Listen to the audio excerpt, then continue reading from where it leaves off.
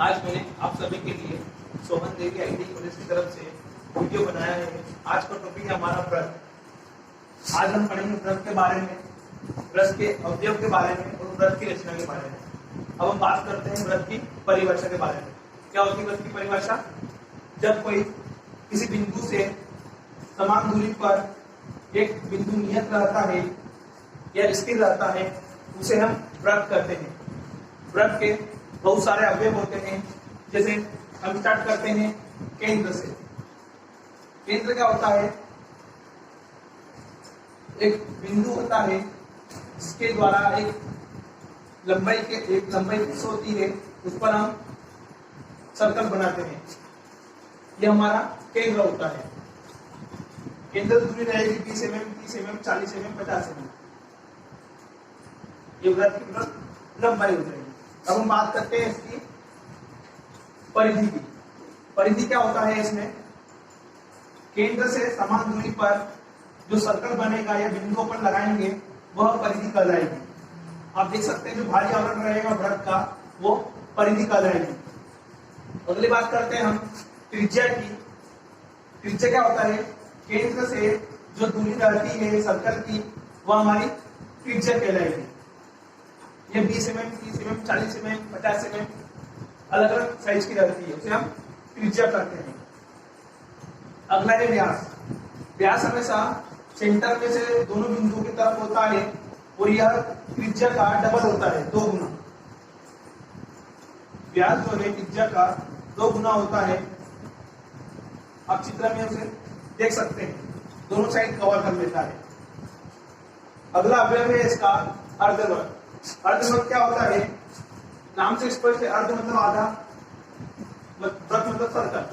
आधा सर्कल जो रहेगा उसे हम अर्धवर्ग कहेंगे। यह 2 लाइनें उसको 2 बराबर भागों में बांट रही है। ये पहला अर्धवर्ग, ये दूसरा अर्धवर्ग, मतलब एक ही वृत्त को 2 भागों में बांटना अर्धवर्ग कहलाता है। अब हम बात करते हैं व्रत के और अवयव के बारे में। जीवा, त्रिज्यखंड, छेदिका, सकेंद्रवत, उत्केंद्रवत और वृत्तखंड। सबसे पहले देखते हैं जीवा क्या होता है। जीवा क्या होगा?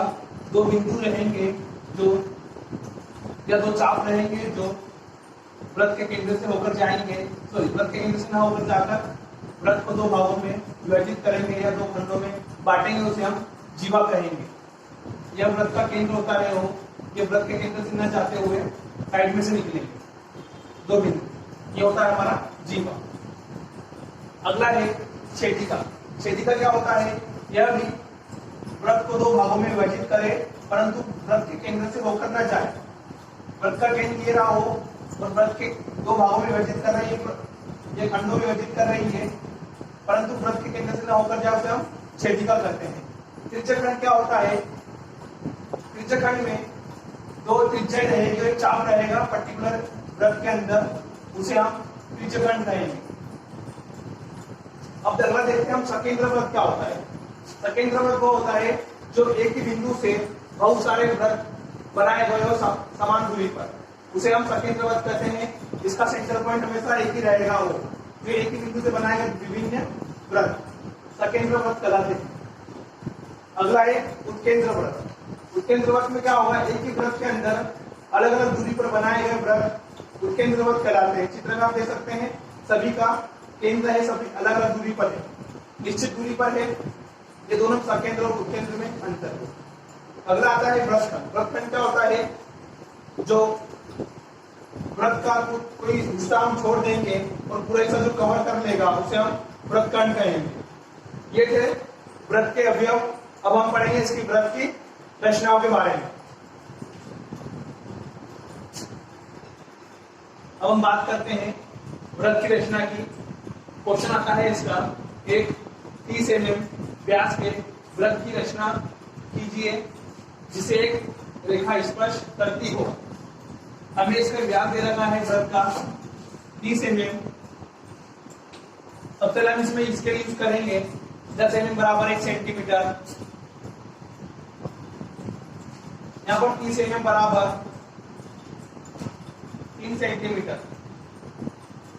अब हम क्या करेंगे?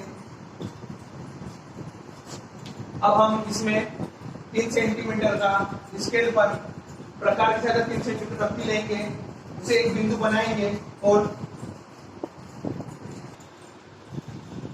अब हम इसमें डिवाइडर की सहायता से एक सर्कल बनाएंगे 30 mm का, जिसे इसका केंद्र बिंदु और रहेगा, उसे 2 समान भागों में विभाजित करेंगे। अब हम क्या करेंगे, इससे सर्कल से जुड़ी हुई एक स्पर्शरेखा बनाएंगे जिसकी लंबाई फिक्स नहीं रहेगी, यह सुविधा अनुसार रहेगी।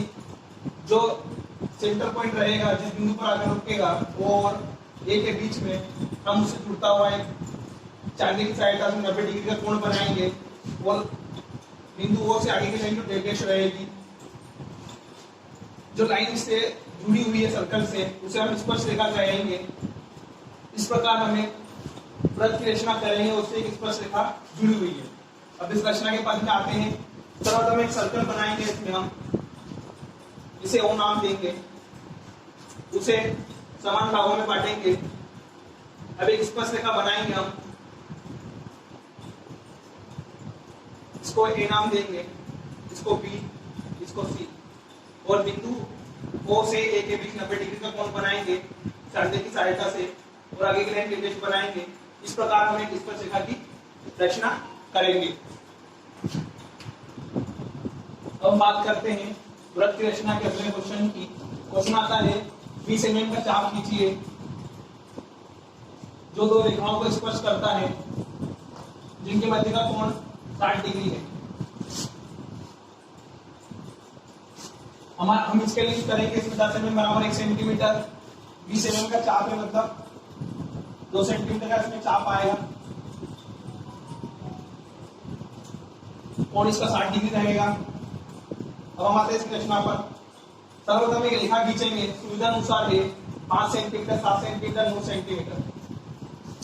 उसके बाद हम क्या करेंगे, बिंदु ए से चांदी की सहायता से ऊपर की तरफ एक कोण बनाएंगे जो दे रखा हमें 60 डिग्री का।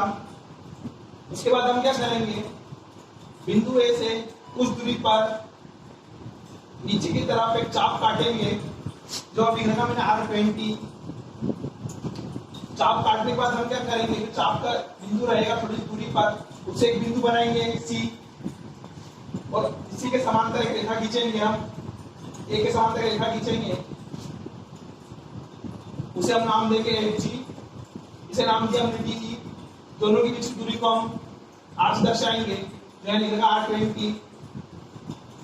इस प्रकार हम इसमें 2 रेखाओं को स्पर्श करता हुआ एक चाप काटते हुए 60 डिग्री कोण पर रचना बनाएंगे। अब आते हैं हम इसके रचना के पद पर। सर्वप्रथम एक रेखा AB खींचेंगे, सुविधा अनुसार बिंदु ए से 60 डिग्री का कोण बनाएंगे, उसी के समांतर एक रेखा और खींचेंगे ऊपर की तरफ, जिसे एक नाम दिया।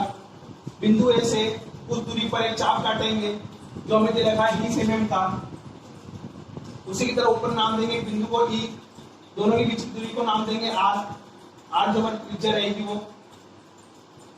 ए और ई के समांतर है EF, ए और बी के समांतर है CD, 60 डिग्री का कोण है, 20 mm का चाप है, और जो उसका सेंटर पॉइंट रहेगा हम उसे वो नाम देंगे। इस प्रकार हम 20 mm का चाप खींचेंगे तो इस रेखा को स्पर्श करता हुआ। अब हम इसमें बिंदु O से डिवाइडर की सहायता से 20 mm का एक चाप बिंदु A पर लेंगे और नीचे की तरफ को काटेंगे। इन दोनों की बिंदु A और बिंदु G के बीच की दूरी 20 mm रहेगी, E और F के बीच की दूरी भी 20 mm रहेगी।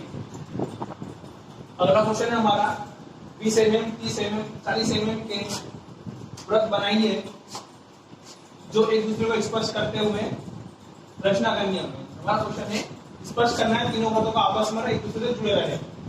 तो चलिए इसके लिए रहेगा 10 mm बराबर 1 सेंटीमीटर, हमें दे रखा 20 mm, 30 mm और 40 mm। 2 सेंटीमीटर, 3 सेंटीमीटर और 4 सेंटीमीटर के सर्कल बनेंगे, तीनों आपस में एक दूसरे को टच करेंगे। सर्वप्रथम हम क्या करेंगे, इसमें डिवाइडर की सहायता से 30 mm का सर्कल बनाएंगे, उसी को टच करते हुए 40 mm का सर्कल बनाएंगे, उसी को दोनों सर्कल को टच करते हुए अगला सर्कल बनाएंगे 20 mm का। अब हम क्या करेंगे, न्यून कोण त्रिभुज बनाएंगे जो 90 डिग्री से कम हो। सबसे पहले हम दोनों सेंटर पर ए और बी को मिलाएंगे, एक बी से मिलते हुए जो सेंटर केंद्र बिंदु रहेगा C, उसको टच करेंगे और एक 90 डिग्री का कोण स्ट्रेट लाइन बनाएंगे। इस प्रकार हम स्पष्ट करते हुए 3 वर्ग की रचना करेंगे। अब हम बात करते हैं इसकी रचना के पद पर। सर्वप्रथम 20, 30 एवं 40 के सर्कल बनाएंगे, वृत्त बनाएंगे। उसके बाद जो आपस में दूसरे को टच करते हुए न्यून कोण त्रिभुज एबीसी बनाएंगे और उनके कोण के नाम देंगे अल्फा, बीटा, गामा। इनके पश्चात वह इस प्रकार हो कि एक दूसरे को स्पर्श करें, तीनों वृत्त।